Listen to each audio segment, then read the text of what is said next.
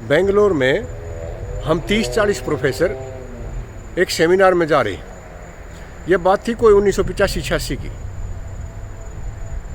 Professor महिलाएं भी थी और हम जेंट्स भी थे। वहीं हॉस्टल में प्रबंध कर रखा था। महिला प्रोफेसर गर्ल्स हॉस्टल में थी और हम दूसरे में। डिनर करके शाम को बैठते और काफ़ी देर तक ऐसे ही डिस्कशन करते रहते। एक दिन एक नई लगी प्रोफेसर ने बहुत सीनियर फिजिक्स के साइंटिस्ट से प्रश्न किया, सर आप भगवान में विश्वास करते हो? वो हंसने लगे, कहते भगवान की तो मैं कह नहीं सकता, आप ये बताओ आप भूतों में भरोसा करते हो? मैडम ने साफ मना कर दिया कि जी भूत कुछ ना होते, ये सब मन का वहम है। तो वो प्रोफेसर साहब कहने लगे, जिस हॉस्टल में आप रह रहे हो ना, वहां पर एक लड़की ने सुसाइड कर ली थी। और सुसाइड भी कैसे? उस लड़की का किसी के साथ प्रेम संबंध था, एक दूसरे को बहुत ज्यादा प्यार करते थे और उन दोनों की शादी हो गई। लड़की उस टाइम स्टूडेंट ही थी। शादी के बाद लड़के का सिलेक्शन फौज में हो गया और फौज की तरफ से उसे खुफिया विभाग में दूसरे देश में घुसपैठ के लिए भेज दिया। वो अपनी पत्नी को सारी बात बता के गया था। 2 महीने, 4 महीने, 6 महीने और 8 महीने बाद सरकार ने सूचना दी कि उसके हस्बैंड ने देश के लिए कुर्बानी दे दी। स्पाइंग करता हुआ वो पकड़ा गया और उसको दुश्मन ने मार गिराया।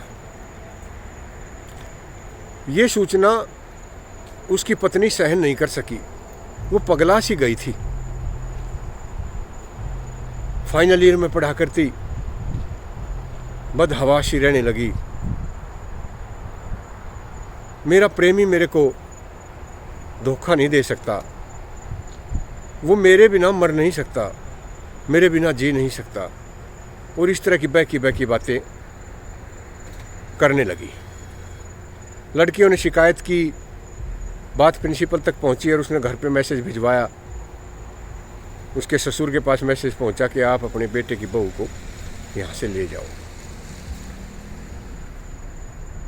अगले दिन उसको लेने आने वाले थे कि उस लड़की ने यहाँ पंखे से लटक के और आत्महत्या कर ली। कहते हैं कुछ दिन बाद जो भी नई लड़की इस हॉस्टल में आती है उसको रात को दांत पीसने की आवाजें सुनाई देती हैं।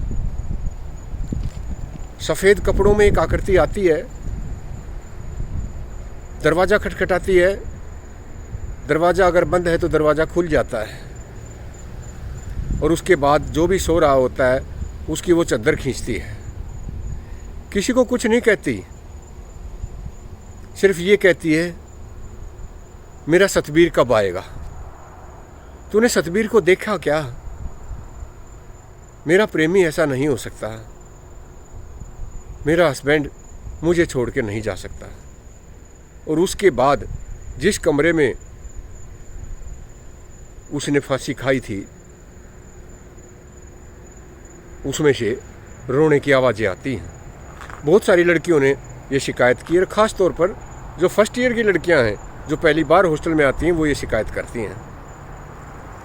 और अब कॉलेज ने, क्योंकि उस कमरे में कोई भी रहने के लिए तैयार नहीं है, उसको स्टोर बना दिया है। आप कौन से कमरे में हो? तो उसने बताया मैं 37 नंबर कमरे में हूँ। तो प्रोफेसर साहब कहने लगे 36 नंबर कमरे में ये हादसा हुआ था, अब तो वहाँ टूटी फूटी कुर्सियाँ और इस तरह का सामान बंद कर रखा है।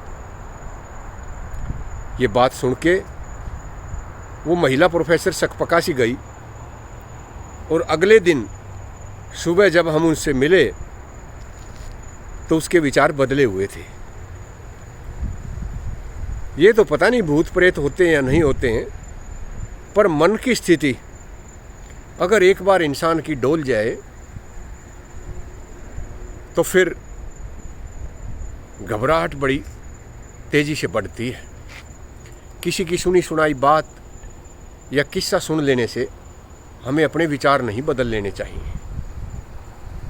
दुनिया में क्या है क्या नहीं है, जब तक हम खुद अनुभव ना करें तब तक यूं ही किसी से कोई बात सुन ली और अकेले में उसके सोचते सोचते सोचते सोचते और हम परेशान हो उठते हैं।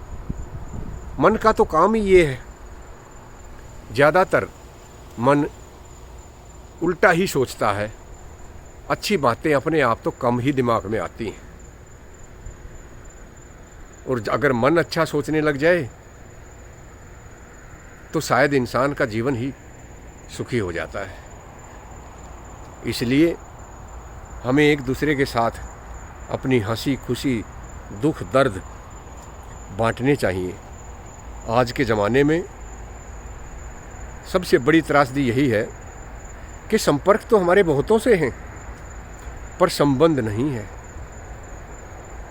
इन्फॉर्मेशन तो हमारे पास बहुत है पर ज्ञान नहीं है। बोलते हम बहुत हैं पर समझ नहीं है।